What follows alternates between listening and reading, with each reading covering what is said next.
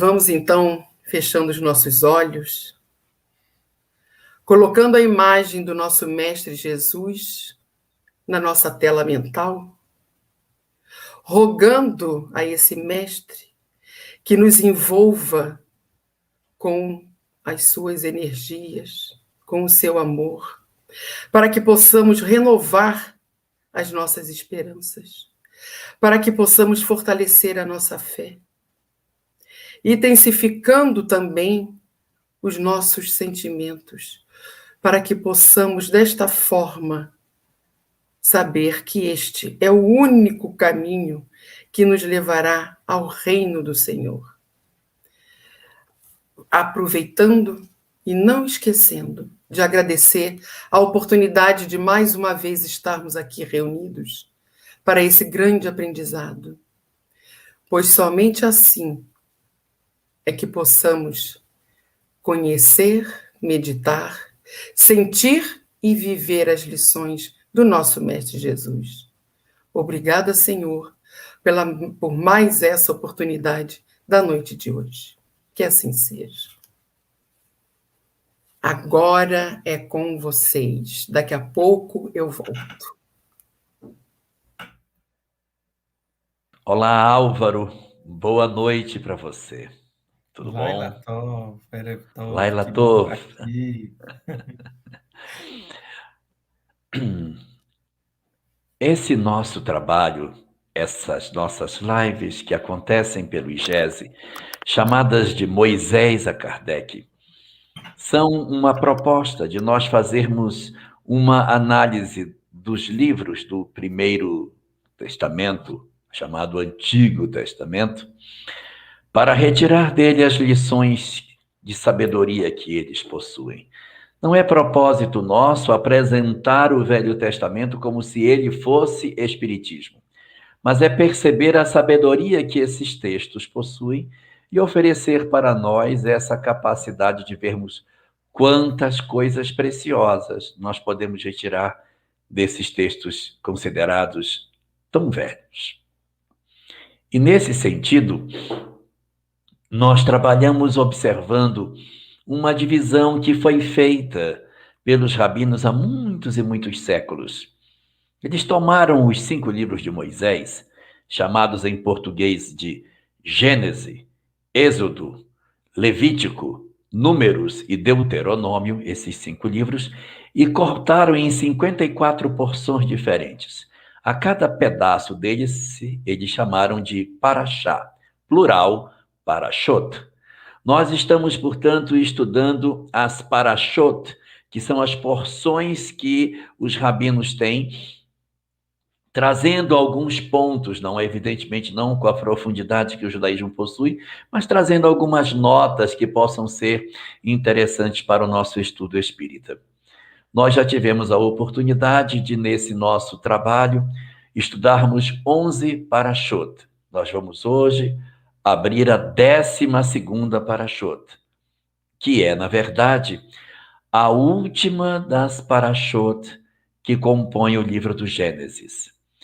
Ela é uma parashá, assim, meio melancólica, porque ela encerra a história dos patriarcas. Ao encerrar essa parashá, nós estaremos encerrando a história de Abraão, Isaque e Jacó. A história dos patriarcas está toda no primeiro livro. E quando isso encerrar, dá uma certa melancolia, porque você vai perder o dom de ficar sabendo da história desses homens tão singulares. Esses personagens vão ser lembrados nos livros posteriores, mas não veremos mais suas histórias. Então nos enche de uma certa melancolia, tal como quando você está lendo uma obra como Paulo Estevão, como há 2000 anos, quando você fecha o livro, dá aquela crise de abstinência dos personagens que vão sumir quando o livro se fecha. Assim também haverá de acontecer conosco, porque as histórias de Abraão, Isaque, Jacó, José, seus irmãos, vão ficar todas na nossa lembrança para os estudos posteriores. E essa paraxá, ela tem esses traços dessa característica, porque ela vai falar exatamente daquele momento no qual José, Ao se revelar para os seus irmãos, chama o pai para ir para o Egito. Seria uma decisão até bastante simples. Estamos passando fome, estamos com dificuldades, meu filho está bem. Ele chegou e disse: pai, vem para cá, que aqui tem comida para todos nós. Deixem isso e venham conosco para viver aqui nessa abundância. Eu tenho condição de proteger todos. Mas não é assim tão fácil. Quando a gente já tem uma certa idade, e Jacó já tinha, considerando a literalidade do texto, né? Vamos considerar a literalidade do texto. Tinha 130 anos, então ele já não era mais um menino. E as pessoas, quando elas vão ficando mais idosas, elas têm uma dificuldade enorme de mudar. E aí você chegar com uma pessoa e dizer: olha, o teu avô lutou muito para conseguir construir isso aqui. O teu pai também lutou demais para conseguir segurar esse pedaço de chão. Você lutou durante décadas para conseguir lutar por esse pedaço de chão. Mas agora teu filho está pedindo para você ir para lá. Deixar absolutamente tudo. Tudo que seu avô fez. Tudo que seu pai fez. E tudo que você fez, esquece tudo. Arranca todas as coisas que você tem. Deixa teu mundo todo para trás e vai embora para uma terra distante. Para começar uma vida totalmente nova, num lugar onde você nunca viveu, que tem uma língua diferente da sua, uma cultura politeísta, um local que não é seu, você já velho ter que fazer isso. O pedido de José é um pedido extremamente difícil para que Jacó faça. Lembremos o quanto Jacó era apegado às coisas, não queria que Benjamim fosse com os irmãos. Essa tendência dele de estar agarrado ao passado, e de repente o filho vem e diz: pai, deixa tudo para trás e vem comigo. Jacó não consegue fazer esse movimento que o filho pede.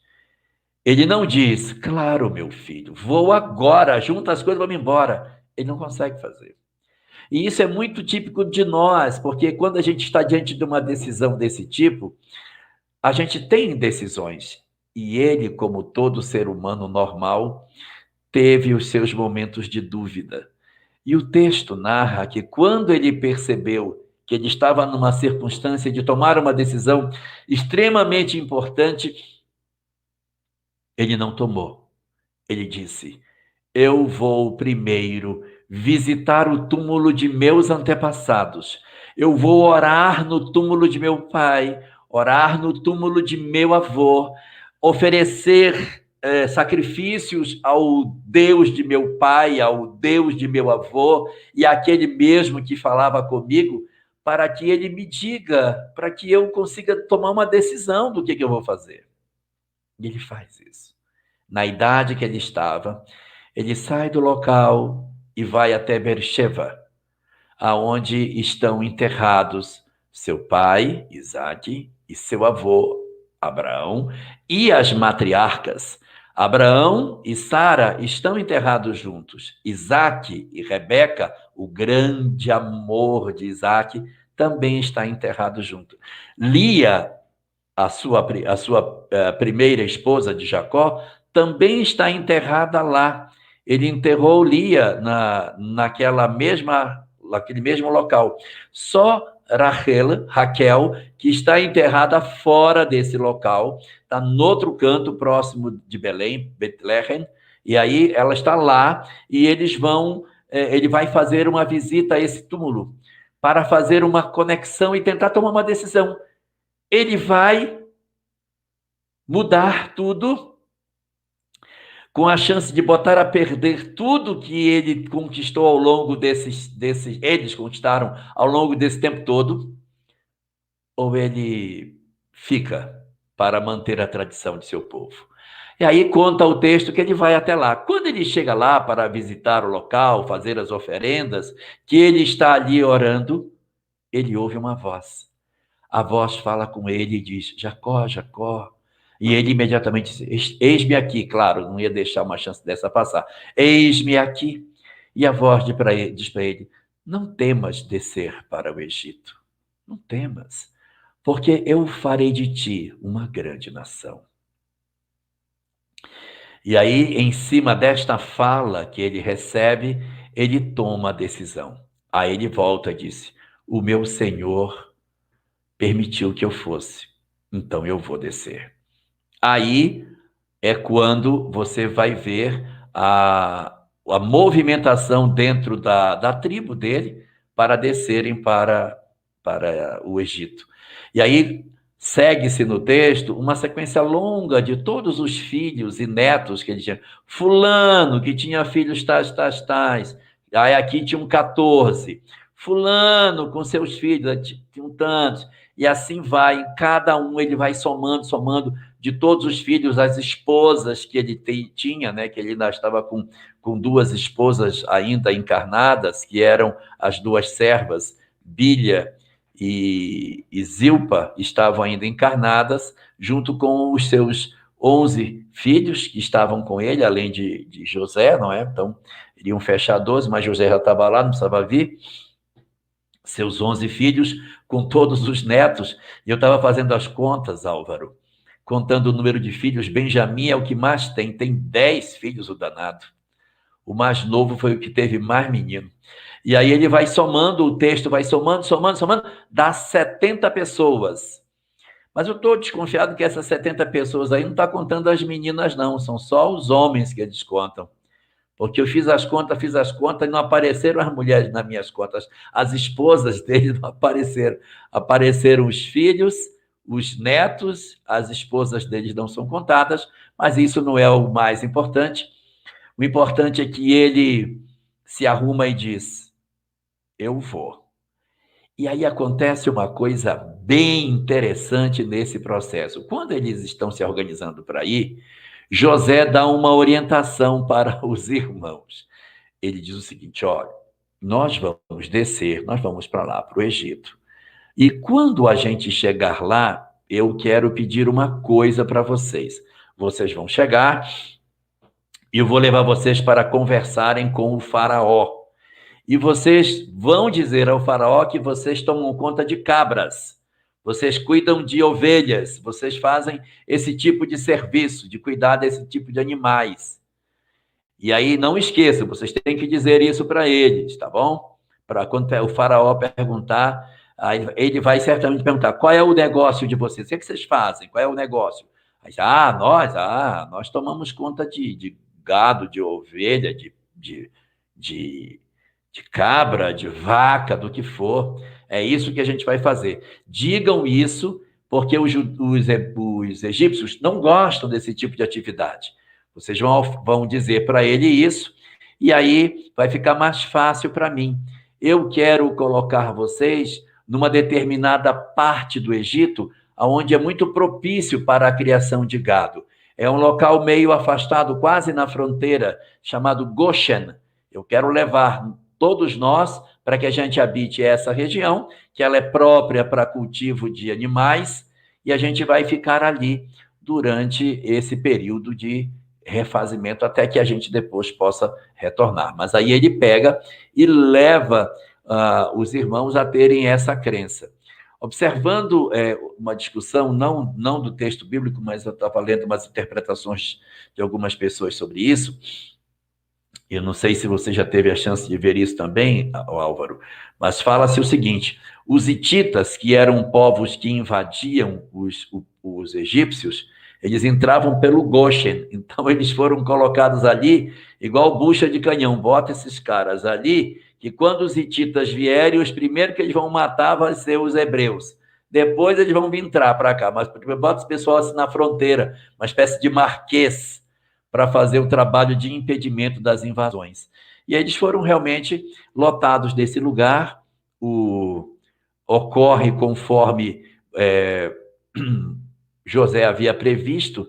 Ele leva os irmãos, não leva todos, leva apenas 5 dos irmãos para conversar com o faraó, e dito e feito, o faraó faz a pergunta que José disse que ele faria. Ele pergunta: qual é o vosso negócio?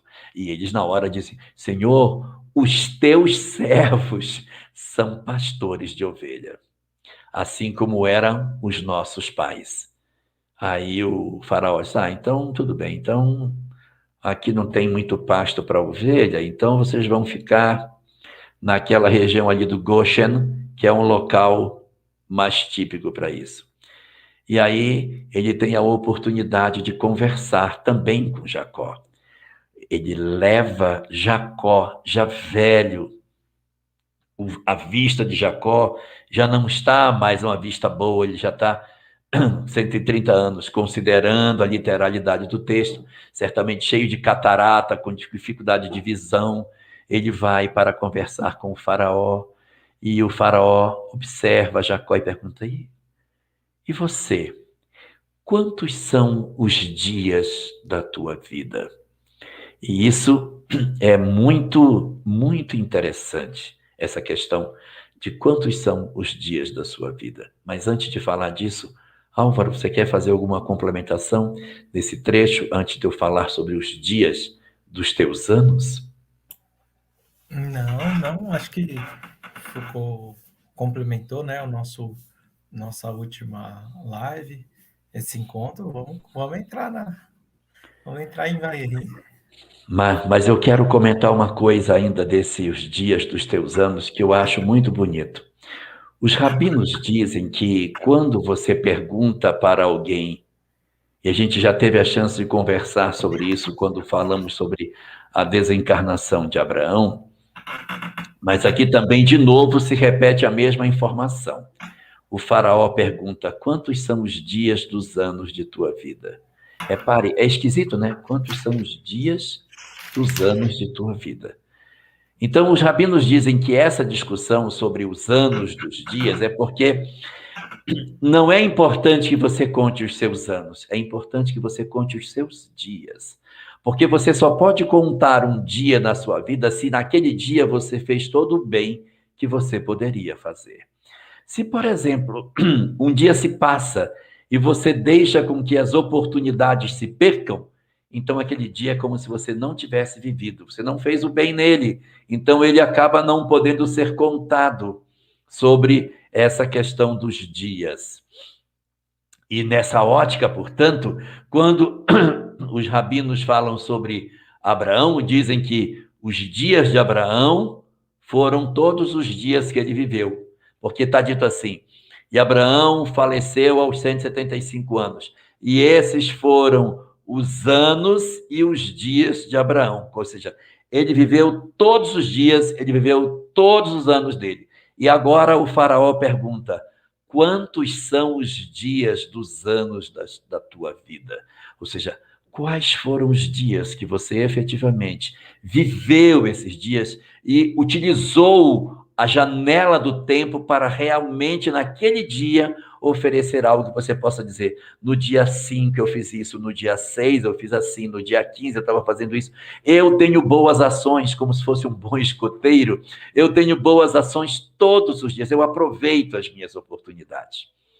E há uma fala dos rabinos nesse sentido, que é mais um reforço nessa ideia, que eles dizem o seguinte, que depois da morte, todos nós iremos vestir a mesma túnica, nós não teremos riqueza do lado de lá. No conceito judaico, todo mundo vai usar uma túnica. Após a morte, estaremos todos de túnica. E cada dia que você não fez todo o bem que você poderia, esse dia não é contado para você, porque você não viveu aquele dia. Então, o dia que não é contado, ele abre um buraquinho na túnica. Então, todo dia que você não faz todo o bem, abre um buraquinho. Então, se você desencarna e não aproveitou o tesouro das horas, a sua túnica é cheia de buraco do lado de lá. Isso, simbolicamente, quer dizer assim, você fica nu, você fica exposto, porque você vai do lado de lá, você vai se revelar de que você não soube aproveitar o tempo. E aí, dentro dessa lógica, os rabinos dizem, a túnica de Abraão não tem um buraco, porque Abraão usou todos os dias de sua vida para fazer todo o bem que ele podia realizar, no conceito do judaísmo, né? Enquanto que alguns de nós, de repente, desencarnando, vai para lá, vai só com um filó, que é tanto buraco que não tem nem tecido quase, tem só buraco na túnica. Por quê? Porque a gente não soube aproveitar. E quando a gente vê as pinturas da Idade Média, das almas após a morte, pode ver, toda a pintura da Idade Média, as almas estão sempre nuas, porque depois da morte ficam os títulos, ficam os tesouros, ficam as riquezas, porque caixão não tem gaveta e mortalha não tem bolso. Vai ficar tudo do lado de cá. E o faraó sabiamente pergunta para ele: quais são os dias dos anos da tua vida? Álvaro, quer comentar? Vamos lá, e começa assim, né? Vai Yaakov Beretz Mitzrayim. Então, e viveu Jacó, na terra do Egito, 17 anos, e foram os dias de Jacó, anos de sua vida, 147 anos. E assim começa a nossa porção. Aqui já dá para a gente falar bastante. Uma das dúvidas, Elahá, um dos pontos, completando um pouquinho isso que você disse, é que a gente vai falar do desencarne de Yaakov, da morte dele. E muito mais importante do que a morte são os dias vividos. É durante os dias que você passa que você lega a sua convivência, a sua experiência, os seus ensinamentos, os seus aprendizados, a sua missão nesse mundo, ou as suas missões. Então aqui, Yaakov, ele vai viver 147 anos. Alguém já deve estar perguntando lá, né, Elahá? Sempre o pessoal pergunta. Acho que a gente já fez mais de 30 lives aqui e sempre vem essa pergunta recorrente. A idade desses personagens é uma idade real? 147 anos, 17 anos de Egito, e sempre eu trago alguma resposta, algumas a gente acrescenta alguma coisa, coloca outras, e para a gente entender que muito mais importante do que a literalidade do texto é o espírito por detrás dessa letra, então eu vou trazer dois aspectos diferentes de interpretação dessa idade. Primeiro aspecto desse 147 anos, a gente sabe que aí eu descobri hoje, por sinal, que tem um senhorzinho aqui na cidade do lado, que parece que tem 110 anos. Um documento, Está perto de Jacó esse. Está perto de Jacó. Mas hoje a gente tem uma medicina muito mais, muito melhor. A gente sabe que a expectativa de vida, ela vem aumentando com o passar do tempo, e que isso não é o fundamental e o mais importante. Mas o que quer dizer esses 147 anos? Não estou fechando o significado de 147, mas vou dar um significado. O Salmo 147 de Davi, ele foi composto, ou até a dizer, foi psicografado por Davi, como recomendação, como honra aos dias vividos por Yaakov. Então, acho que eu vou fazer a leitura dele, né, Elahá? É um salmo bem bonito, para que a gente entenda. O que aconteceu nesses 147 anos foi que Yaakov conseguiu, através da sua grandiosidade espiritual, trazer bênçãos que se estende ao mundo. Então começa assim o Salmo 147. Louvado seja o Eterno, como é bom cantar em louvor de nosso Deus. Uma alegria para o coração é este louvor. O Eterno reedifica Jerusalém. Ele congrega os dispersos de Israel. Ele conforta os que estão de coração aflito e cuida dos seus ferimentos. Somente ele conhece todo o intocável, o número de estrelas, e atribui o nome a cada uma delas. Grande é o nosso Deus, imenso é o seu poder, infinita a sua sabedoria. Ampara os humildes e joga pela terra os ímpios. Entoai ao Eterno cântico de ação de graças, melodias ao som de harpa, pois ele é quem estende sobre os céus as nuvens, faz descer sobre a terra a chuva necessária para brotar a erva sobre os montes, provê alimentos para todos os animais, e ao corvo e ao seu filhote, quando estes clamam. Não se compraz nos que confiam apenas na força do cavalo ou na marcha dos guerreiros. Agradam-nos sim os que reverenciam a sua misericórdia e confiam. Louva o Eterno, ó Jerusalém. Louva teu Deus, ó Sião. Pois ele reforçou teus portões e em ti abençoou teus filhos. Paz estabeleceu em tuas fronteiras, e com o melhor dos alimentos ele te sacia. Os decretos que estabelece para a terra logo se espalham por toda parte. Faz cair a neve como a lã e as pégias geadas como as cinzas. Envia o gelo como bocados de pão, e diante do seu frio, quem poderia substituí-lo? Diante de sua palavra, porém, se derretem. É ele que provoca o soprar do vento e o fluir das águas. Anuncia a sua palavra a Jacó, seus estatutos e suas leis a Israel. Para com nenhuma outra ação ele agiu assim, e seus preceitos elas desconhecem. Portanto, louvai o Eterno. Então, o que a gente vê? Uma concepção da grandiosidade de Deus, de um ponto de vista poético, de um ponto de vista, vamos assim dizer, de um pastor de ovelhas, mas que traz toda a grandiosidade dos atributos de Deus, da magnitude do universo, Deus como criador, a sua inteligência suprema, tudo isso de uma forma muito poética. Através dos grandes missionários da humanidade, são revelados para nós conteúdo espiritual fundamental e importante para a nossa evolução. Através da cooperação desse grande missionário, nos seus dias de vida, que serão maiores do que a data da sua morte, ele consegue estabelecer, nesses 147 anos, que Davi colocou o Salmo 147, em função disso, a contribuição para a humanidade. Mas por que 17 anos no Egito? Então, se eu fiz aqui um tipo de interpretação, para a gente mostrar que nada se fecha, outra tipo de interpretação. 17 em hebraico é Tav, Vav, Nun, Beit. Então, significa Tet, Vav, Beit. Significa 9, 6 e 2, 17. Tov.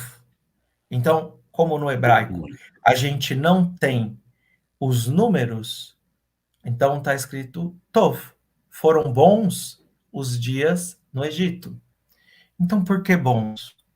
Porque Yaakov não era, ele é um espírito missionário, sem sombra de dúvidas, um homem de bem, sem sombra de dúvidas, mas ele não era um espírito puro. Então a gente percebe, por exemplo, quando ele vai encontrar Esav, que ele tem uma disputa espiritual no seu íntimo, que é simbolizada pela briga dele com o anjo de Esav. Quando ele vai em direção a Esav, o que ele faz? Se entrega em preces. Ou seja, ele tinha a tentação, vigiar e orar. E ele vigiava, orava, porque ele sabia que era demais para ele. E ele, assim, realizou os feitos na terra necessários para que ele pudesse vencer a si próprio. Então, mesmo diante do seu Egito pessoal, mesmo diante dos seus dias no Egito, os dias contritos, os dias, vamos assim dizer, das suas tentações íntimas, ele conseguiu colocar o seu entendimento de Deus, das leis divinas, acima do seu egoísmo, acima das suas paixões, e entregou-se para que mesmo no seu Egito, para que mesmo nas suas dificuldades, nas suas tentações, nas suas vicissitudes, ele transformasse tudo aquilo em bom. Bom o suficiente para que os dias se tornassem maior do que a própria morte. E o texto, quando ele vai seguir, ele vai dizer assim que José, vai na direção de Jacó, e de Jacó, e José ouve assim de seu pai,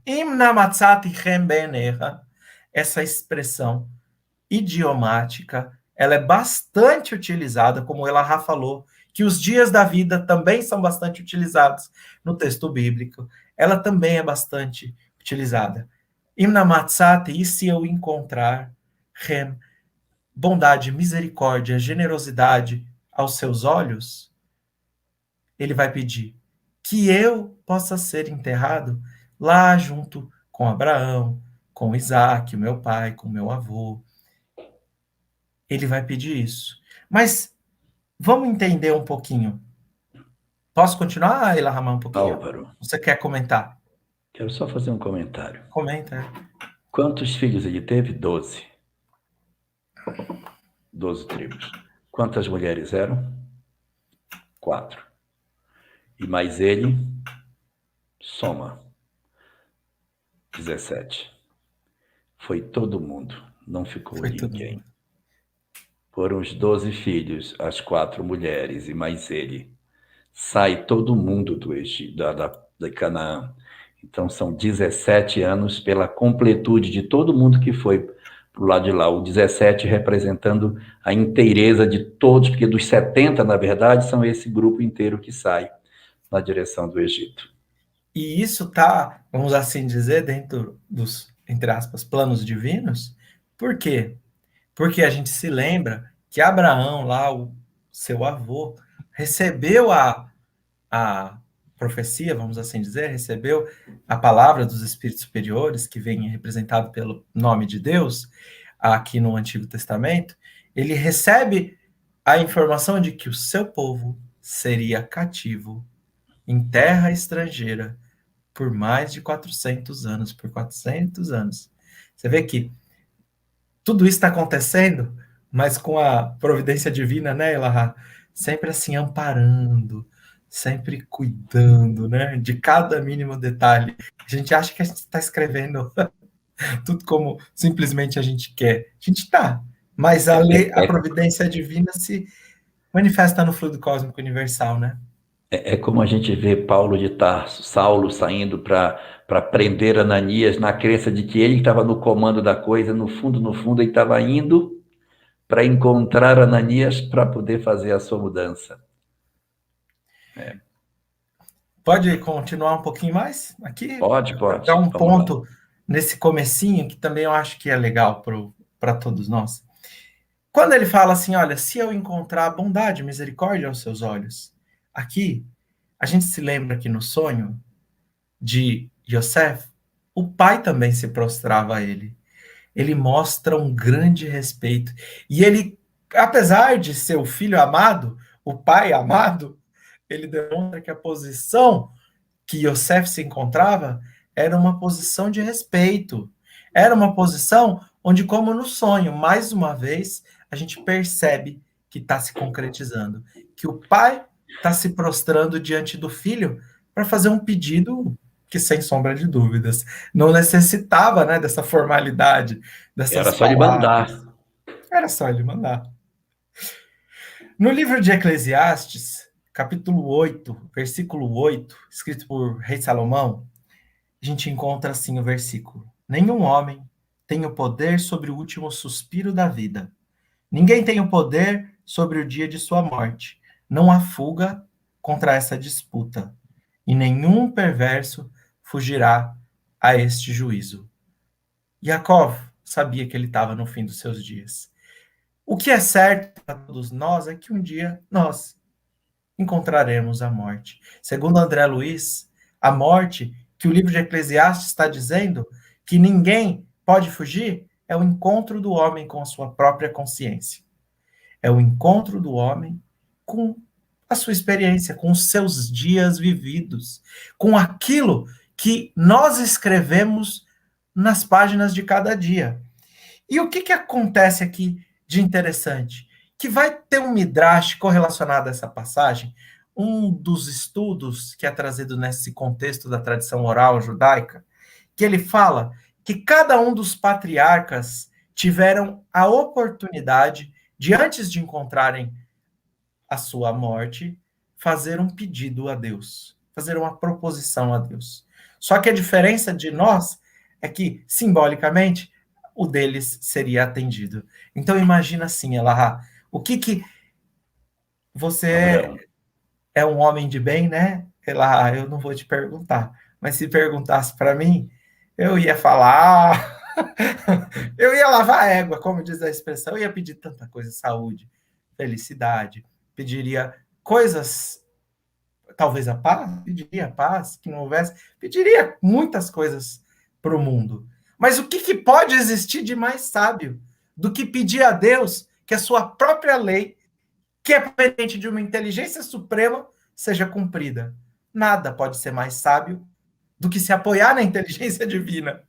Então, Abraão, ele vai falar assim: olha, que os meus dias, que os dias dos homens sejam marcados na sua pele. Ou seja, que nós venhamos a ter as marcas do tempo na nossa pele. E a gente pensa que é só a velhice. Mas eu vou fazer uma pergunta para você, Lahá. Vamos supor que eu tenho o hábito do álcool e eu bebo todos os dias e eu venha marcando esses dias na minha pele. Isso pode ser que também venha a marcar o meu perispírito e fazer com que eu carregue esses meus dias em novas reencarnações? Sem dúvida Pode. nenhuma. Eu sou meio gordinho, eu penso assim, eu tenho facilidade, não, gordinho não, tenho facilidade de engordar, então eu fico pensando assim, nossa, de onde sai essa gula? Eu devo ter marcado, meu perispírito deve estar meio frouxo assim, sabe lá? Se eu olhar para a comida, eu engordo. Não preciso nem comer, só eu olhar. Então eu fico pensando assim, poxa, eu devo ter cometido esse deslize.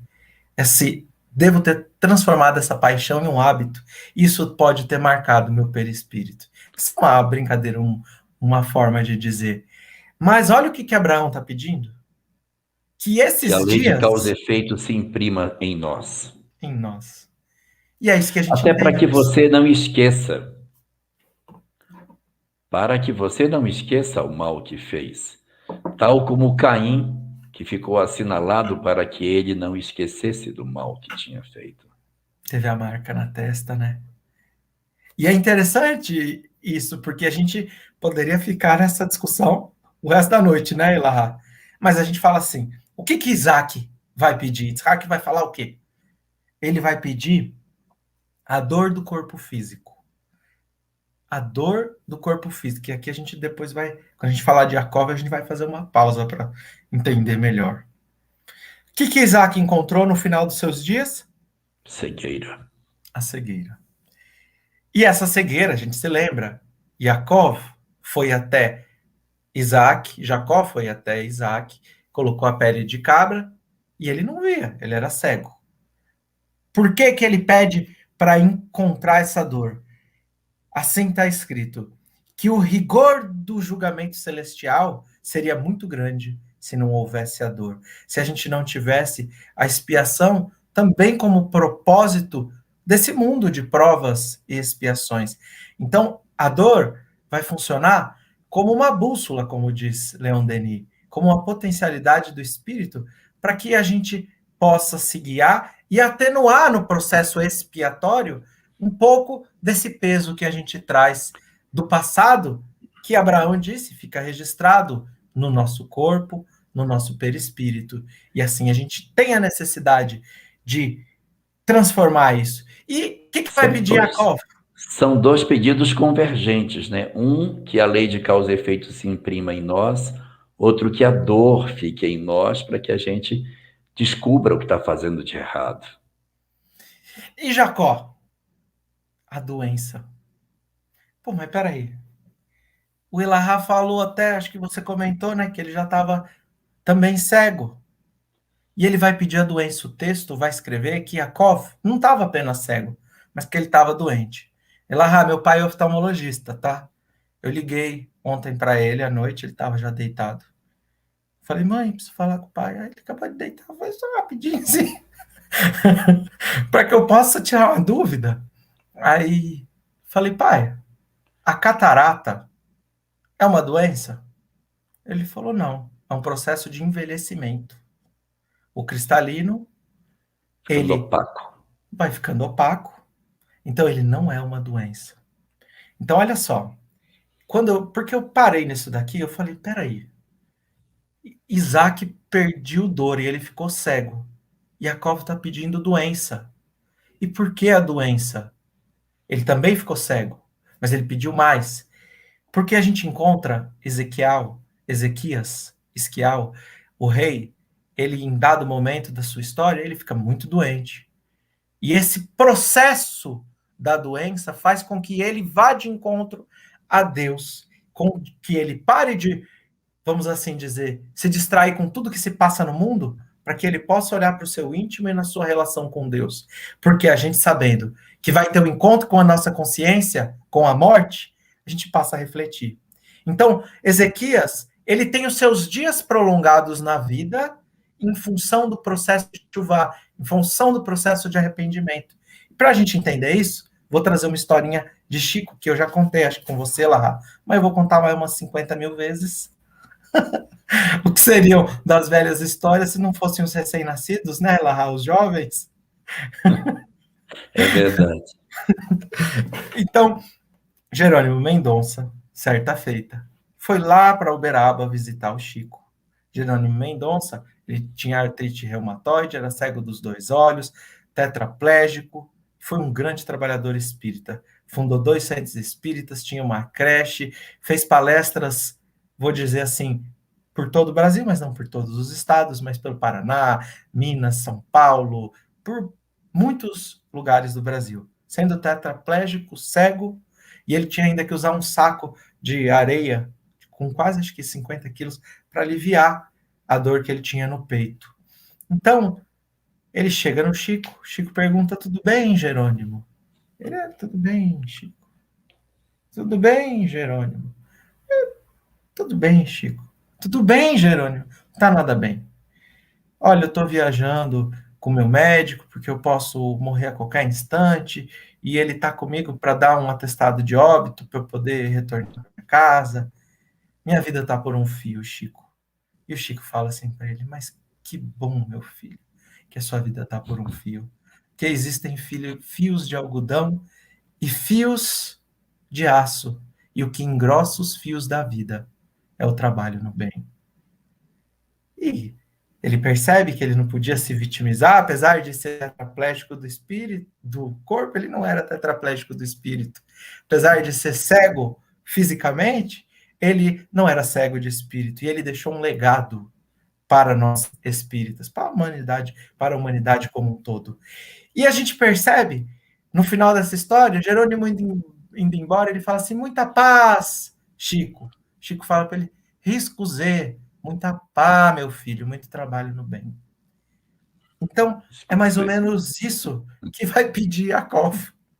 Ele vai pedir que, além da dor, que a gente encontre também com o processo natural da vida, a doença, mas que nada disso seja encarado por nós como dificuldade, como razão para paralisar, para razão para se desesperar, mas que isso tudo seja como foi na vida de Yakov, 17 anos de Egito, mas bons dias vividos para a humanidade.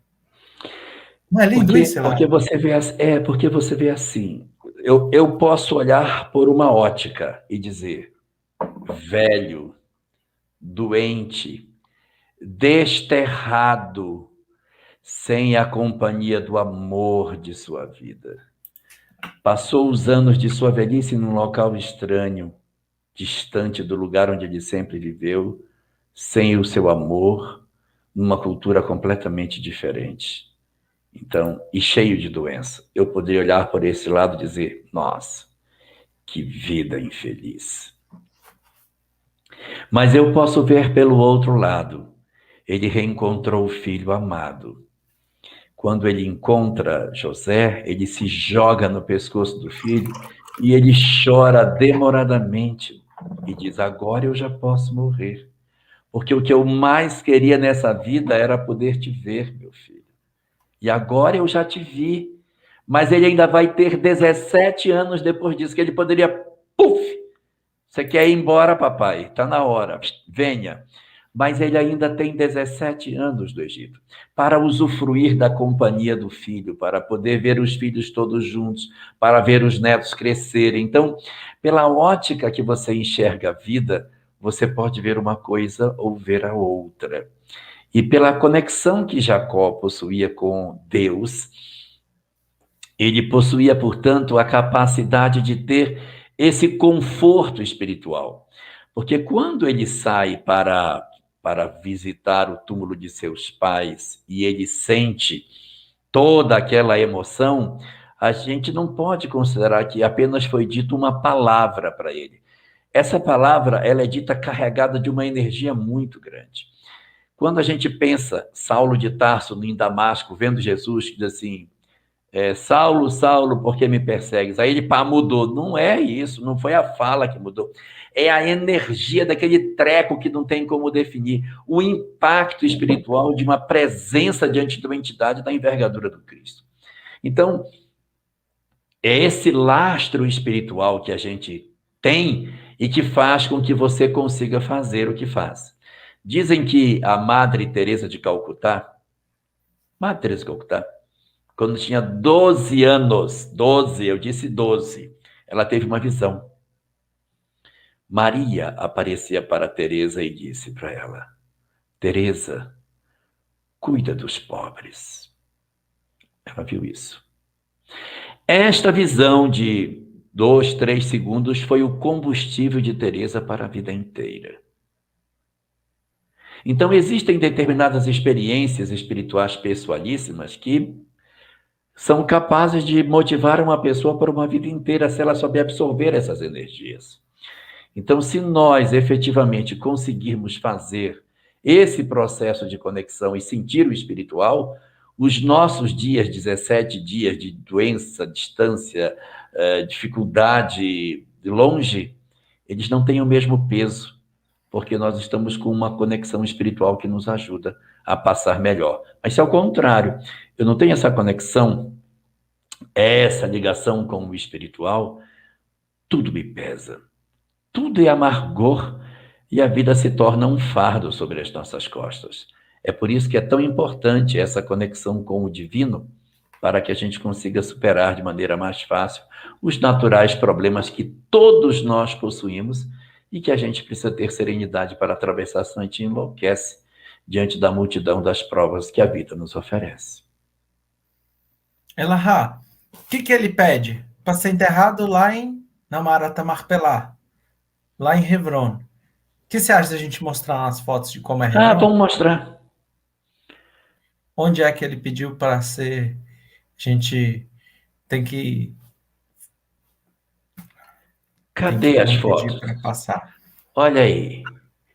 Eu tirei essas fotos em 2006, então acho que eu não melhorei. 2006? Tem quantos anos isso? 16 anos atrás? Não, 15 anos atrás. 15 anos atrás. Há 15 anos atrás. Então, aqui é o Kever de Abraham Avinu, de Abraão. Aqui é o túmulo de Abraão. É o portal que dá acesso ao túmulo dele. Ele tem essa grade, acho que é para as pessoas não entrarem. É uma cidade, não entrarem lá no túmulo especificamente. A gente vai ver por fora depois. Vamos passar. Aqui Yaakov Avinu. Yaakov. Tá então, esse portão, atrás desse portão está o túmulo de Yaakov. É aquele, vamos dizer assim, como chama? Que ele pediu, né, para ser enterrado aí. Esse espaço verde, como chama isso? É o túmulo mesmo, né? É o túmulo. É túmulo. Vamos passar, mais uma. Aí é o meu filho mais velho. É, né? Gente, olha o Álvaro de Rabino, meu Deus. Esse é no de Abraão. Vê que você falou, Álvaro, eu sinto que você tem um amor por Abraão. Eu tirei. Vamos ver, tem mais. Sara, esposa de Abraão. Os portões têm grades diferentes, né? Cada grade é de um formato, né? De um formato. Aqui é de por fora. Tem uma outra foto melhor por fora.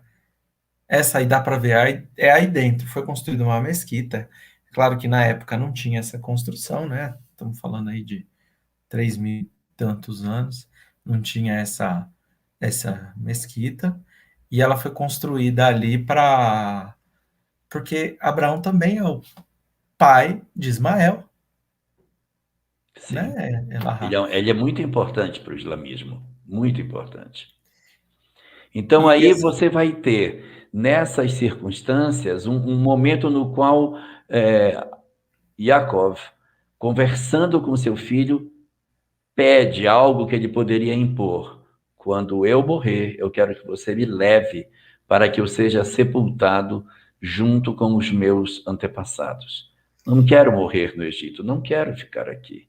Porque aí você vê o quanto lhe era doloroso estar longe de sua terra, porque uma coisa é você viver num local que não é o seu, mas aí você desencana, não, eu morrer, pode botar aqui, não tem problema. Assim, não, leva meu corpo e me leva para lá, para Macapá, quero ser enterrado lá. Então, quer dizer, você não perdeu os vínculos com a sua história, você vive como um balão que está preso, mas que a hora que você corta, volta para o lugar aonde você tem as suas raízes. Então, ele estava lá pelo amor ao filho, porque o filho viveu nas condições de ser uma pessoa próspera, ele teve condição de dar prosperidade para todo o clã, todo mundo se desenvolveu.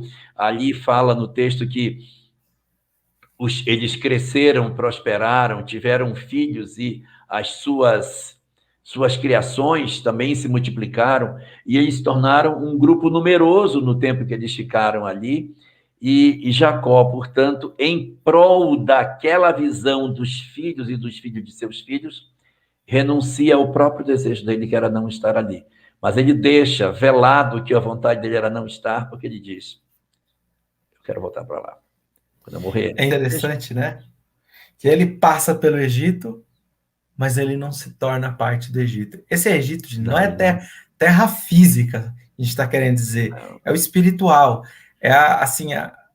São as paixões do mundo, as tentações, aquilo que vai nos escravizar se a gente se entrega. Então ele passa pela dificuldade, mas a dificuldade, ele se molda diante da dificuldade, mas ele não paralisa na dificuldade, né? Porque muitas vezes a gente para, né, no nosso Egito, às vezes por séculos, milênios. A gente fica naquela... E eu acho interessante esse sofrer silencioso dele, porque ele não reclama da situação. Ele tem a dúvida de ir, vai ao local e Deus diz a ele: pode ir. E aí ele vai. Ele vai, ele não reclama, ele se submete ao que tem que ser feito, mas ele aguarda o momento da sua libertação. E às vezes nós não conseguimos fazer isso, Álvaro. Às vezes a vida nos pede determinados trabalhos, determinadas renúncias, e nós não conseguimos fazer. Então, por exemplo, você de repente tem uma história de vida, você está com um determinado ritmo, aí você tem a notícia: ó, o seu pai desencarnou e você é filho único, só tem sua mãe. Quem vai ficar com ela, que está idosa? Aí sou eu. Então, eu vou trabalhar para cuidar dela, porque essa é uma determinação. Aí ela fica doente, ela tem Alzheimer, ela fica de cama. E o que compete a você fazer? Vou cumprir a tarefa que tem que ser feita. Eu vou fazer até o final. E depois que toda aquela provação, que aquela dificuldade passar, eu retorno à minha vida. Mas eu tenho que fazer um exercício de me entregar, de certa maneira, para aquilo que eu preciso fazer, né? Então, não sei se a gente avança mais um pouquinho, Álvaro, o que é que você... Vamos dar só a bênção de Efraim e Manassés? Vamos para as bênçãos deles dois. Quando Jacó, ele pede isso, ele logo em depois, a esposa de Yosef fala: olha, leva os meninos, os nossos dois filhos, Menashe e Efraim, Manassés, né, em português. Manassés. E Efraim mesmo, né? Efraim. É. Então ele fala: vamos levar eles para Jacó, ele já está velhinho, né? Vamos levar ele lá. Quando ele pergunta quem é aqueles, Yosef diz que eram os seus filhos. O que ele faz? Stop. Os dois filhos, quem é o mais velho? Manassés. Manassés é o mais velho e Efraim é o menorzinho. Então, o mais velho e o menorzinho vão visitar o avô, que já está velhinho. E aí? Ele se senta na cama. Isso é importante, porque ele falou: olha, ele estava já com cataratas, praticamente cego, ou cego. Ele estava doente. Ele estava nos últimos suspiros e ele se senta e ele fica ereto, ele está numa posição assim, o Midrash fala que ele está numa posição diferente. Para quê? para ninguém pudesse depois falar, olha, ele está caducando, e isso vai ser falado por Yosef, vai ser questionado. Quando ele vai dar a bênção, o que ele faz, Elahá? Conta para gente. O que acontece? Ele tem um neto que é o primogênito, Manassés, e tem um neto menorzinho que é o Efraim. Qual seria o lógico? Era ele abençoar o primogênito, o mais velho, evidentemente, que ia receber a bênção, e o outro, ele poderia até dar uma bênção de segunda classe para o segundo lá, mas o primogênito seria o mais interessante. Ele faz uma coisa completamente surpreendente. Ele tem 2 netos e tem 2 mãos, a mão direita e a mão esquerda. A bênção é dada com que mão? É dada com a mão direita. E a mão esquerda não é uma mão típica para a bênção, pois ele faz o contrário. Ele pega o mais velho, que é o primogênito, e põe a mão esquerda na cabeça do mais velho. E a mão direita, ele põe na cabeça do menor. E o filho diz, o papai está louco, está botando a mão errado. E tem que botar a mão direita no meu filho mais velho, que afinal de contas ele é primogênito. E aí Jacó começa a dar a bênção para as crianças, né? E quando ele está dando a bênção, José vai lá e diz, não, pai, com licença. Aí pega a mão do pai para destrocar. Pai, a mão direita é no mais velho, a mão esquerda é no mais jovem. E tenta consertar o que Jacó está fazendo. E Jacó diz, não, meu filho, eu sei o que eu estou fazendo, não estou caduco. O que eu estou fazendo é isso mesmo, é assim que tem que ser. Porque Efraim, que é menor, que é mais novo, será uma grande nação. Então é sobre ele que tem que ficar a bênção mais efetiva, porque apesar dele ser mais jovem, é a Efraim que caberá a grandeza da nação que vai descender de você. É de Efraim que será o braço próspero da tua descendência, e não do teu filho mais velho, Manassés. Quem é que vai descender de Efraim é Yoshua, que depois de 430 anos de escravidão, depois de mais 40 anos no deserto, ele vai conduzir o povo de Israel e vai seguir o legado de Moisés. Então, a Yoshua, Josué... É Josué, só para não confundir que é Yeshua Jesus, é Josué, tá? Isso, é. Jesus vem de Judá. De Judá. E ele que vai conduzir. Então, essa grandiosidade depois do Egito, para transformar o Egito em algo passageiro, onde a gente vai ver lá no livro de Êxodos, que foi prometido por Abraão que o povo judeu sairia com muitas riquezas do Egito. E a gente fica pensando, o que é dinheiro? É joia? Não, não é isso. É ouro, é ouro. Ouro no sentido do qual nasceu os alquimistas do Egito. Os alquimistas queriam transformar os metais em ouro, ferro em ouro. Então, que ouro é esse? O ouro tem uma qualidade, ou algumas atributos, que nós devemos ter na vida. Então, Elahá, você está de aliança? Tô. Senão também ia tomar uma bronca danada. Não vai conseguir sair. Mostra pra gente. Tá aqui. Quantos anos está no seu dedo? Se eu contar para você, você vai acreditar? Isso aqui, essa aliança, eu comprei com o primeiro dinheiro que eu tirei do meu primeiro salário. Eu saí com a Sâmia, peguei o meu primeiro salário, disse, vamos no banco. Aí eu saquei um dinheiro, disse, esse dinheiro é o primeiro dinheiro do meu primeiro salário. Ela e daí? Aí eu entrei numa joalheria e disse, com o meu primeiro dinheiro do meu primeiro salário, eu comprei essa aliança. Ela tem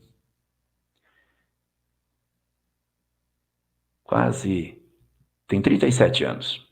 E tá brilhando, né? Está até hoje, nunca perdeu o brilho. Então, essa é a ideia do ouro que a gente tem que ter.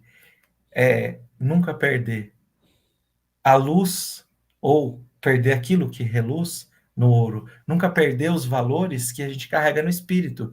Mesmo se andar 37 anos, você entrou em piscina, entrou em rio, entrou no mar, passou por frio, calor, passou por todas as situações. Mas o principal, o brilho, ele nunca perdeu. A luz, ele nunca perdeu, mesmo passando em diferentes situações. Então, isso vai ser o que Yoshua vai ajudar a conduzir. Depois do Egito, você entra a terra de Israel, que é aquela terra de Israel não física. A terra de Israel, que ela é falada por Gamaliel, que é uma terra, um estado de espírito. Você passou pelo Egito, mas você ficou no Egito, porque a gente é teimoso, mas a gente não perdeu a providência divina, não perdemos a assistência de Deus, fomos conduzidos, caminhamos pelo deserto e depois a gente carrega uma grande riqueza, que não é física, é uma riqueza espiritual. É aquilo que a gente carrega com as adversidades da vida quando a gente sabe aproveitar elas e não se rebela. E o que vai representar para a gente? Se um vai trazer Yoshua, o que vai representar Menashe? Manassés, o que ele vai representar para nós? Esses dois, e principalmente aqui a representação de Manassés, eles não nasceram na terra de Israel. Eles não conviveram com não conhecem. Os outros. Não conhecem. Conheceu Jacob agora. Conheceu o avô agora. Mas eles carregam os valores da primeira revelação. Então, a gente vai falar disso na semana que vem. Shimon, que deveria ser o primogênito, ele não recebe a bênção. Ele tem essa bênção dividida para Judá, para Levi, e dividida em dose dupla para Efraim e Manassés, que vão se tornar tribos também. Por quê? Eles nasceram no Egito, viveram no Egito, mas carregam os valores da primeira revelação. Eles não se corrompem pela convivência do Egito. E isso vem por parte, obviamente, da educação de Yosef Atzadik, de Yosef, o homem de bem, o justo. Então, a gente vai ter bastante bênção daqui a 15 dias, né, Lahá? Nossa, são 12 bênçãos. Então, vai ter bastante coisa. Um estado de bênção para oferecer e 2 desencarnações. Mas é uma história assim muito forte que, para mim, quando eu olho esse final, a melancolia de Yaakov, o sentimento de solidão e o silêncio das suas dores, a capacidade de você silenciar tudo de amargo que você vê. E, de certa maneira, quando eu vejo essa passagem e esse recolhimento de Jacó, eu penso muito no perfil que o povo judeu teve ao longo do tempo, que vem a opressão aí, vem a opressão. Esse modelo de submissão, de subjugação, assim, no sentido de se permitir o processo que eles experimentam, sabendo que lá na frente vai ter algo que vai os proteger, que vai libertá-los. Então, essa fé, essa conexão, eu acho assim uma coisa tão bonita que você se submete, você aceita as determinações, mesmo que por dentro você esteja ferido, mas você diz, eu vou suportar. Porque lá na frente, quando vier a minha libertação, eu volto para o meu povo, eu volto para o meu lugar, eu vou descansar perto dos meus amores, não vou ficar para sempre longe das pessoas que eu amo. Eu acho tão bonito. Lindíssimo. Gente, eu mostrei ali nas fotos, a gente não passou Isaac, não passou Léa, Rivka, Rebeca, né? A gente não passou, mas eles estão todos ali, simbolicamente, ali naquele lugar onde Jacó está pedindo, né, para ser levado. A gente não saiu dos primeiros versículos, sei lá. Ah, meu Deus. A gente andou nos 5 versículos. Cadê Denise? Denise, cadê você? Vamos ver aqui. Que perguntas nós temos. Esta túnica poderia ser comparado com o perispírito? Pode ser comparada com o perispírito. Na verdade, esse não é um conceito espírita, não é? Esse é um conceito que está lá dentro do judaísmo. Mas a ideia de corpo espiritual, ela é um conceito que está presente não só no espiritismo. Várias doutrinas, elas falam sobre esse conceito da sua maneira diferente. Existe uma obra de Joana de Ângeles, que é pouco manuseada hoje, chamada Estudos Espíritas. Uma obra, acho que da época da década de 80. E é um livro assim, bem conceitual. O que é o espírito, o que é perispírito, o que é o corpo, o que é mundo espiritual. Então, assim, são conceitos espíritas apresentados por Joana de Ângeles numa obra que é, assim, bem típica de estudo sistematizado, para você pegar um conceito. E lá existe um capítulo nessa obra chamado Perispírito, aonde Joana de Ângeles faz uma viagem no tempo mostrando na pré-história como era chamada, corpo sombra, como é que os egípcios chamavam de Ka, como é que fulano chamava, e aí vai passando aí Paulo de Tarso, falava como. Então ele vai dando todos os nomes que o perispírito apresentou ao longo da história como sendo a vestimenta do espírito. E aí, no caso específico aí desse conceito que a gente está vendo, que é um conceito da Cabala, essa túnica representa, na verdade, uma veste espiritual, a veste nupcial que aparece na parábola do vestim das bodas. Então, é a roupa do espírito que seria aquilo que modela o espírito. E os buracos na túnica são as chagas morais. Os buracos são as feridas no perispírito. Se a gente fosse trazer, porque faz assim tão poético, a túnica tinha buraco. No fundo, são as chagas. Quando você vê um espírito no mundo espiritual chagado, cheio de feridas, cheio de mazelas, o que é isso? São os buracos da túnica. A túnica perfeita é o perispírito luminoso, enquanto que as chagas representam exatamente essa capacidade nossa de ainda expressarmos no mundo espiritual as mazelas que a gente tem. A gente tem alguns casos, no sentido daquele livro Memórias de um Suicida, tem casos interessantíssimos de espíritos que, em função dos delitos cometidos, eles apresentam determinadas características do mundo espiritual. Tem um caso no livro Memórias de um Suicida chamado Mário Sobral. Mário Sobral foi um cara muito próspero, de uma família tranquila, que ele enveredou pelo caminho tortuoso, fez um monte de bobagem.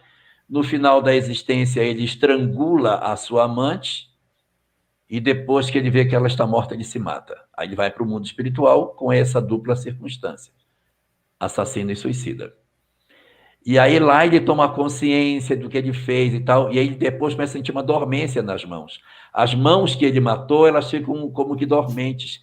E ele começa a sentir que elas estão estranhas, e as mãos vão como que perdendo a capacidade de serem mãos de verdade, e quando ele percebe, as mãos se implantam na própria garganta dele.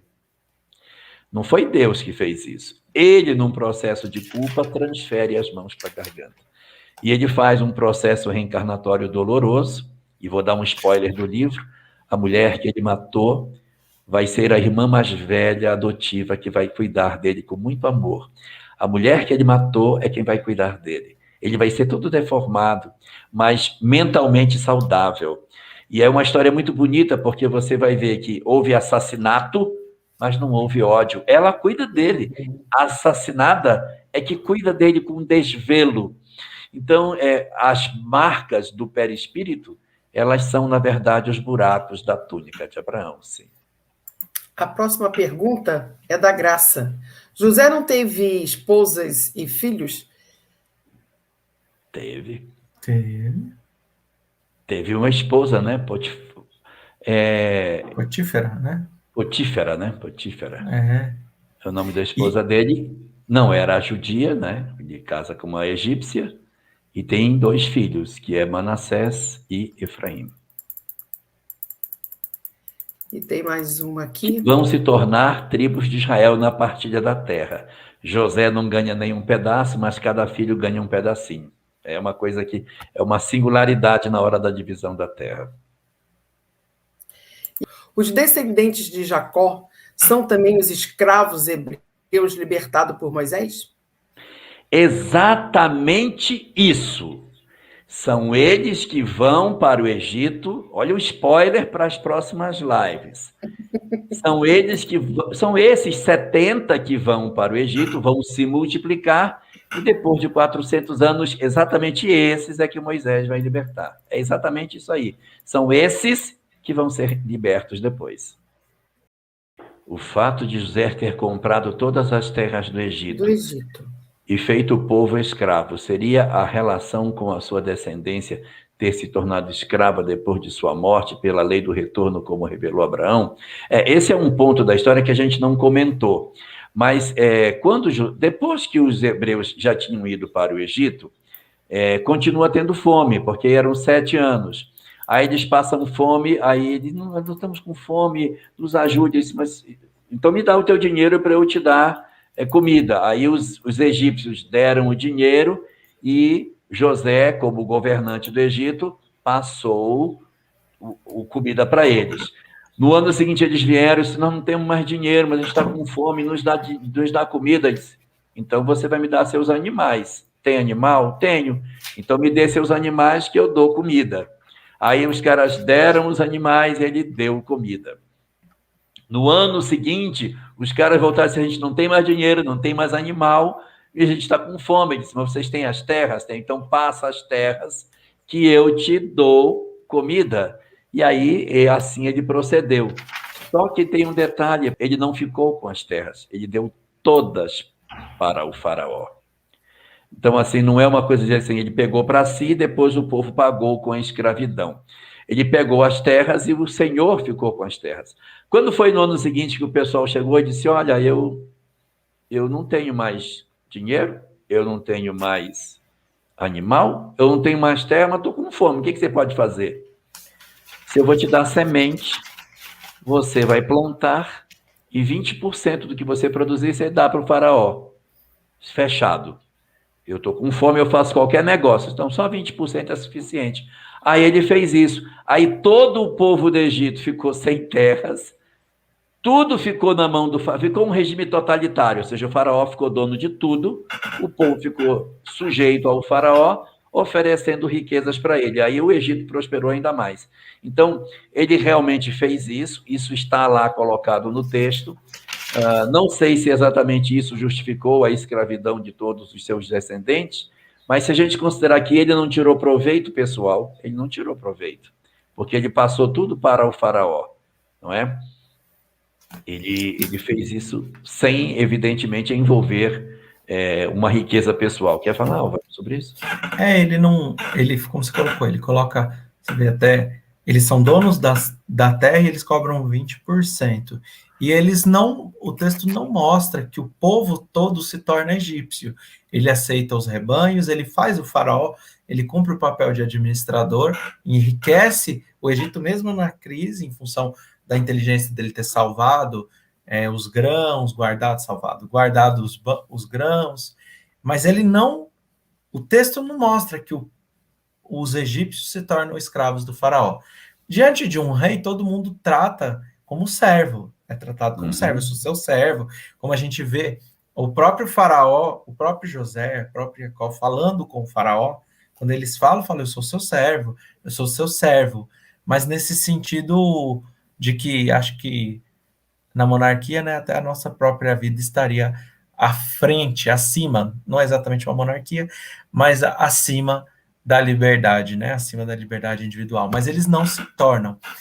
A escravidão no Egito, como a gente falou, foi dita a Abraão, lá atrás, que vai ser feita. A Cabalá vai trazer um ponto que, assim, eu não vou assumir que isso é verdade, mas eu vou trazer como curiosidade, tá? Mas depois não falar, o Álvaro e a Lahá falaram isso. Né? Curiosidade. A gente sabe que todas essas passagens, elas não são exatamente a história por si só, mas elas têm história e o principal, a perspectiva espiritual. Vai ser escrito por Arizal que essa geração que se torna escrava no Egito seria a geração do dilúvio. Aqueles que mais causaram problema no mundo na época do dilúvio vão depois para a Babilônia, constroem a torre de Babel. Faziam o que lá na Torre de Babel? Quando a gente falou o episódio da Torre de Babel, eu cheguei até a explicar isso. Era uma tecnologia nova. O tijolo era o nosso... O que a gente tem de ultra top? Era a nossa chegada em Marte. vai estar quase chegando em Marte, então conseguimos chegar em Marte, é o tijolo, que foi construído lá na Babilônia. Queimado, tijolo queimado. Tijolo queimado, só construía com pedra. Então começaram a construir a torre. Mal utilizar o intelecto, ou melhor, utilizar o intelecto sem moralidade, para quê? Para desafiar Deus. Essa é a ideia. O que vai acontecer com essa geração? Tem um débito com a tecnologia, vamos dizer, dos blocos. Então, vai para o Egito se tornar escravo, fazer o quê? Construir templo. Espiar. Para depois se libertar e reparar. Então, dá para entender o arrependimento, expiação, reparação? Eu não estou dizendo que vou repetir mais uma vez, porque a gente não tem condições de averiguar isso. Se o Chico tivesse vivo, eu ia perguntar para ele, tá? Eu contava para vocês depois. Mas olha, Álvaro, existe um livro que a gente usa na Pessa. Pessa é a Páscoa judaica, chama Haggadah de Pessa. Existe uma publicação de Haggadah de Pessa feita pela Sinagoga de Manaus. Chegou nas minhas mãos há muitos anos. E nessa Haggadah de Pessa, lá no final, essa história é contada, que a escravização do povo no Egito é decorrente da reencarnação daqueles que haviam sido os homens perversos do dilúvio. Quem traz isso é... Arizalo. Arizalo, isso. É isso. Exato. Então, assim, a gente entende o processo, mas a gente percebe, a gente sabe também, né, que era um dos povos degradados de Capela. Então, é um dos povos, inclusive, mais rebeldes. Então, chega com uma série de necessidades expiatórias de provação. Então, isso está na engrenagem divina, como parte do processo que envolve misericórdia, justiça, para que o povo venha se alinhar. E todo esse processo é um processo importante. A festa judaica mais importante é, sem sombra de dúvidas, o Pessah, a Páscoa judaica, onde a gente conta essa história. Se Deus quiser, lá a gente vai ter a oportunidade de passar um Pessah juntos. Vai. Né? Na casa dos meus pais ou dos seus pais, para a gente contar essa história. Já até me perdi do que eu ia falar. É tão bom. Sim, lembrei o que eu ia dizer. É que a gente também não pode considerar que obrigatoriamente as culpas que esses espíritos que foram escravos do Egito têm são deste orbe, porque as existências são solidárias entre si.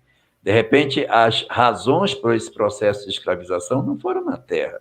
Eles vêm de outros lugares com processos escravagistas nas costas, e aqui, quando caem no planeta, experimentam essa circunstância. Eles não são almas primárias, são almas bastante velhas, então pode ser que isso tenha relação com as suas histórias antes até a própria formação da civilização terrena. E temos mais uma pergunta também. Qual a diferença de servos para escravo? Os hebreus só tinham servos? Os tratavam de forma diferente em relação a outros povos? Diferença entre servos e escravos, segundo a história, né? Não estou falando segundo o Espiritismo, mas segundo a história, é que o servo você pode tudo, só não pode matá-lo.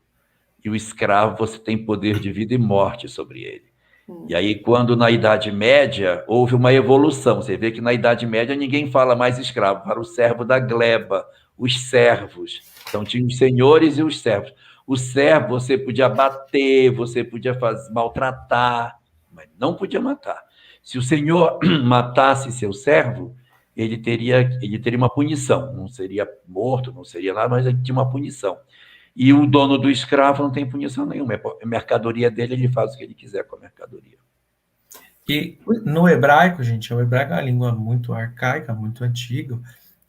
A palavra é a mesma, Eved, ou quando aparece Ani Avdeha, eu sou seu servo. Tem até uma música que a gente canta aqui, Ani Avdeha, para Deus, né? Que eu sou seu servo, Deus. Então, no hebraico, a palavra, gramaticalmente, é a mesma. Mas a gente sabe que essa adaptação, essa explicação do Elahá pode ser muito bem colocada. Por quê? Porque é só no sentido de quando você diz assim, olha, eu sou teu servo, eu anulo as minhas vontades para que a sua vontade seja feita. Anulo as minhas vontades. Então, a Sâmia escreveu agora recentemente um artigo para a Revista Espírita chamado Maria, a Serva do Senhor. E aí me foi pedido para passar para o Esperanto. E eu comecei a passar o texto, não é a serva? Então, eu botei a palavra servo em Esperanto, que é servantino. Aí eu fui trabalhando o texto. Aí, quando chegou um certo pedaço, ela fez uma transcrição de algumas partes da Bíblia, em que Maria diz assim: cumpra-se em mim a vontade, eis aqui a serva do Senhor, cumpra-se em mim conforme sua vontade. Aí, para eu não usar a minha tradução, eu fui pegar na Bíblia, né, para colocar. Qual foi a minha surpresa? Está escrava. Eis aqui a escrava do Senhor. Aí lá eu tive que voltar o texto todinho e sair trocando onde tinha servo por escravo, porque eu não podia escrever servo e depois o texto está escravo. Tive que mudar tudo de novo para poder ficar coerente. Então, é dentro desse sentido aí que o Álvaro está falando. Servo, escravo, como um conceito idêntico dentro do corpo do texto bíblico, porque era uma época mais antiga, uma linguagem mais pobre, menos palavras para expressar todas as coisas. E por que as servas engravidavam para as suas senhoras?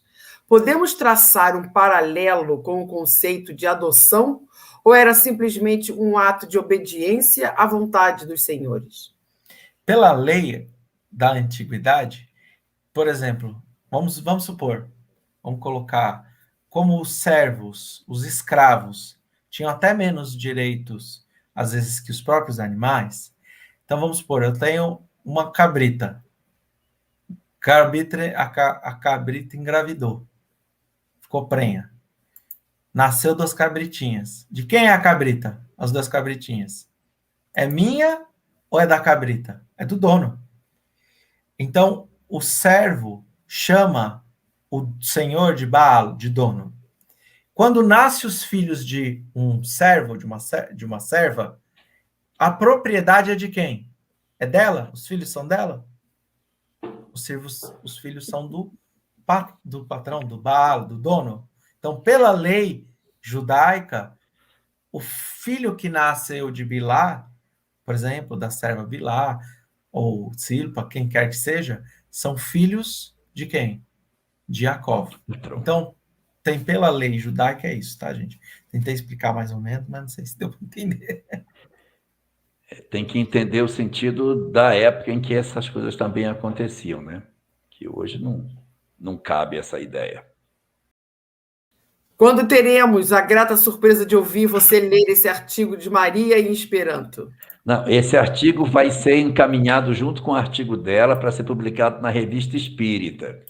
Aí vai sair em português o texto dela e a versão em Esperanto junto, para facilitar a leitura em outro idioma.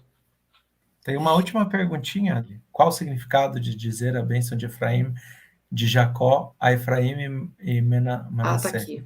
Uhum. Desculpe se já foi comentado. Não foi. A bênção é o seguinte: que Deus, que sempre enviou o seu anjo para me proteger, envie também o seu anjo, o seu espírito, para abençoar esses rapazes.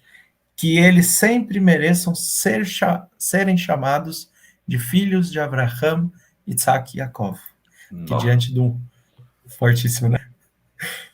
Fortíssimo. Diante de um mundo onde a primeira revelação é uma luz que foi sucessivamente tentada ser apagada, você conseguir caminhar com esse legado, que a gente já percebeu que não tem vingança, não tem ódio, não tem rancor, mas sim leva os valores do perdão, sim leva os valores da caridade, da justiça, da ordem, de nós nos submetermos a um Deus que possui a sua inteligência divina, reconhecermos o próximo como irmão, de todos esses valores, se a gente conseguir carregar isso, a gente vai ser chamado filho de Abraham, Isaac e Jacó, ou então seguidores de Jesus, se muito nos amarmos.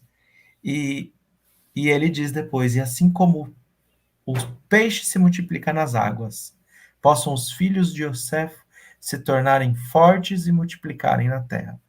Então aqui, ó, os filhos de Yosef é a continuidade desse legado de Abraham, Isaac e Jacó. Então, se nós, na terra do Egito, quer ver quando isso vai acontecer? Quando o nosso mundo estiver regenerado. Nós seremos como as estrelas do céu, como foi dito a Abraão. Nós carregaremos os valores da primeira revelação, do evangelho, da doutrina espírita. Nós carregaremos a essência de todas as religiões dentro de nós. E nós, então, seremos assim chamados. Acho que dá para entender que essa multiplicação não é simplesmente multiplicar-se fisicamente, mas multiplicarmos-nos através de um processo onde o pai tem uma missão com o filho. Qual? Transportar esses valores.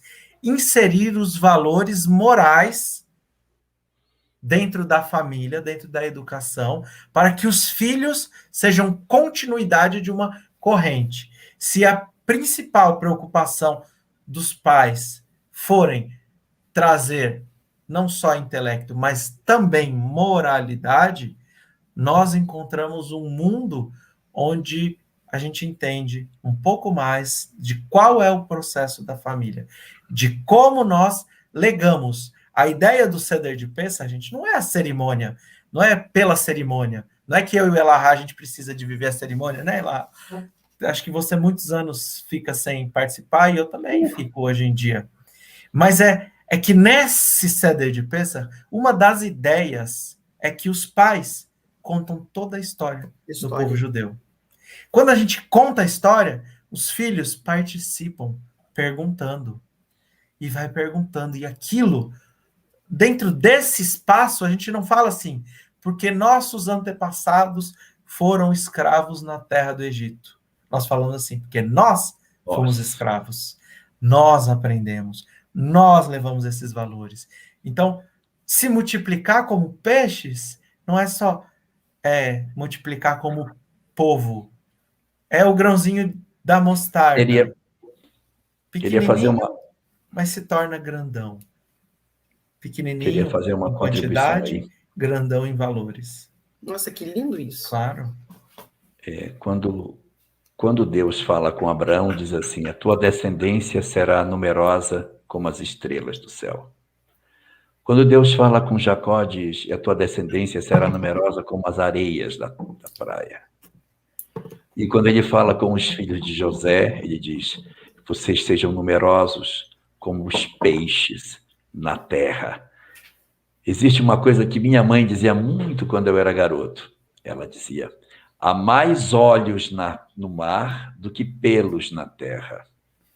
Há mais olhos dentro do mar do que pelos na terra. Quantos pelos nós temos? Agora soma todos os pelos, todos os animais, isso é menos do que a quantidade de olhos que existem no mar. Ou seja, o mar é muito mais habitado do que a terra. Então, que eles se multipliquem como os peixes do mar sobre a terra, ou seja, que também seja extremamente numeroso, como as areias da praia, como as estrelas do céu, como os peixes no mar. É uma maneira diferente de dizer, você terá uma descendência extremamente numerosa. Esses herdarão a terra, né? Como está lá nas bem-aventuranças. Esses herdarão a terra. Os descendentes. Sempre pula uma geração. Abraão, pula Isaac e Jacó, pula José, os dois meninos. Então, a cada 2 gerações, uma nova forma de dizer como eles serão numerosos é trazida. Tem mais 2 perguntas que chegaram agora. Houveram sobreviventes do dilúvio além da Arca de Noé? Os peixes. Seus filhos. Não, além da arca, só os peixes. A ideia do dilúvio ela é muito antiga. Na Suméria existe um canto sumério chamado Atrahasis. E tem um personagem central chamado Utnapishtim. E Utnapishtim teria vivido uma história de um dilúvio. Então, essa ideia de que teve um dilúvio que acabou com todo mundo e recomeçou do zero, esse mito, ele é um mito presente em vários povos. E segundo esse mito, realmente morreu todo mundo, que é para ficar só aquela família para começar de novo, porque estava todo mundo perdido. Então, nesse conceito teórico, assim, mítico, não ficou ninguém, só aquela família. Tem um Midrash lá que conta que Og Melech Rabasham, ele segurou atrás. É Midrash, tá, gente? É tradução oral. Fala que Og é o nome dele, o rei de Basham. A gente vai encontrar esse Og Melech Rabasham quando o povo de Israel quando o povo estiver retornando à terra de Israel. A gente vai encontrar a história dele. É claro que isso é história. A gente fez um estudo, né, Elahá, sobre Noé, lá atrás, acho que foi no mês de novembro, dezembro, a gente fez de Noé, acho que foi mês de novembro do ano passado, a gente fez um estudo de Noé. Eu acho que, se tiver curiosidade, vale a pena, né, buscar o estudo para estudar, entender. Mas isso a gente comentou lá, que é uma grande parábola, né, vamos assim dizer. Não pode ser visto literal. Se os filhos são da senhora, por que Abraão expulsou Ismael? Por causa da concorrência com o filho da mulher dele, porque assim, ela pediu para que Abraão tivesse filho com Agar, porque ela não podia engravidar. Mas depois que ela pôde, ela ficou incomodada com aquele garoto sendo primogênito dentro da casa dela, porque afinal de contas era filho de Abraão, perfeito, mas era filho com a serpa, com Agar. Ela queria que o filho dela ficasse como primogênito. Então ela vai em cima de Abraão, você tem que mandar esse menino embora. E ele, muito contrafeito, o texto diz assim, acaba fazendo com que Agar e o garoto vão embora, mas ele não perde o contato com Ismael, e Ismael não guarda a mágoa dele. Porque no sepultamento de Abraão, Isaque e Ismael estão juntos para sepultar o pai. E, Álvaro, você faz a nossa prece de encerramento, então? É fecharmos os olhos e refletirmos na imagem do Cristo,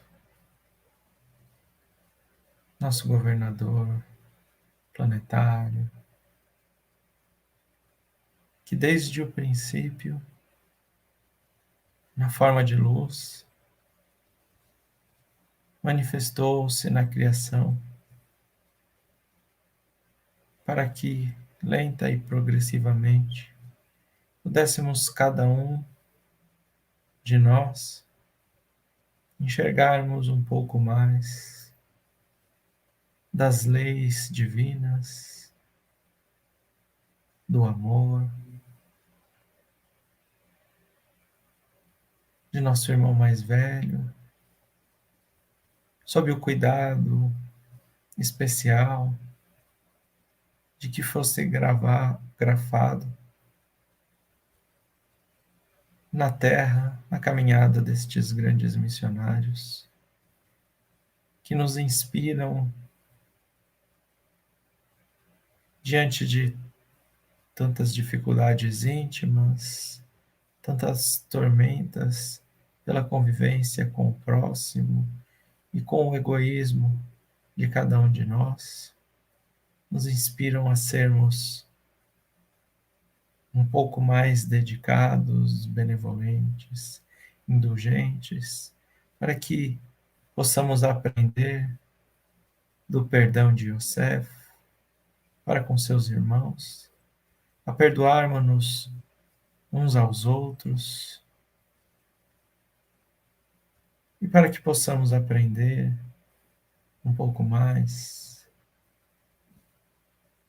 dos nossos dias no Egito, para que possamos transformar os nossos corações, para que possamos obter a certeza de que esses dias podem até permanecer por longos anos, mas serão passageiros em nossas vidas, e que o maior de todo o legado, de cada uma de nossas dificuldades,